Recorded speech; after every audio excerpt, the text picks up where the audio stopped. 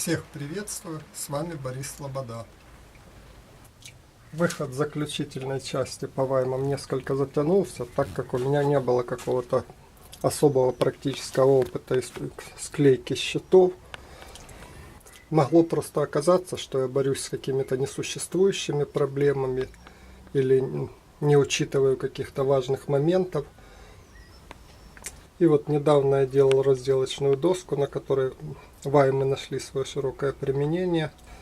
Хорошо себя показали. Они развивают достаточное усилие, нагрузку держат. То есть с ними как бы в целом все нормально. По доске у меня снято 4 части видео. Вы их можете посмотреть у меня на канале. Предыдущая часть у нас закончилась изготовлением вот этого вот упора, совмещенного с фиксатором. То есть я его сделал, но как бы что он из себя представляет, практика показала, что с ним не все так однозначно. В целом он заданную нагрузку держит, но у него есть некая все-таки начальная деформация, просто из-за того, что мягкая сталь достаточно тонкая. Хотя в целом потом он заданную нагрузку держит. И вот если посмотреть, тут есть все-таки некий прогиб на кромках. Приработка у него присутствует некоторая. И в этом есть один неприятный побочный эффект. Из-за того, что фиксатор связан жестко с упором, при деформации у нас получается, что изменяется контактный угол. То есть угол по отношению к трубе. В работе это, конечно, неудобно, потому что мне потом пришлось подтачивать вот этот вот клин, чтобы он стоял под нужным углом. То есть уже после того, как прошла деформация вот эта вот начальная. Поэтому, скажем так, рекомендовать для практического использования его я бы не стал. Но, в принципе, нашелся и способ получше. Опять же, основанный на этом же принципе фиксации, так сказать, перекоса. Я недавно смотрел видео Алексея Чизганова, в котором он на металлических ваймах применял крупные шайбы, вот такие вот, для перекоса. Сразу мне нужных шайб найти не удалось.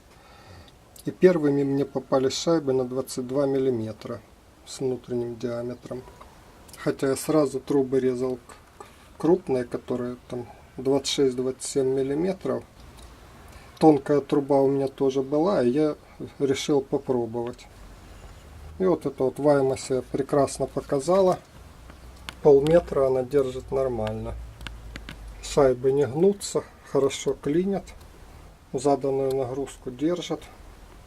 И очень удобно в работе. Мы упор ставим в нужное место. За счет перекоса шайбы фиксируем. Потом позже мне попались шайбы и под крупную трубу. Они были подписаны как 27 мм внутренний диаметр. Но в принципе они хорошо садятся на крупную трубу. Я перемерял, у них внутренний диаметр около 28 мм. То есть эти шайбы свободно ходят, перекашиваются нормально и тоже хорошо клинят. По нагрузке тоже я попробовал, держат прекрасно. Я взял только, правда, по паре шайб на пробу, просто проверить, как оно будет. Ну, надо будет еще, конечно, приобрести. Можно будет еще наделать вайм с такой фиксацией.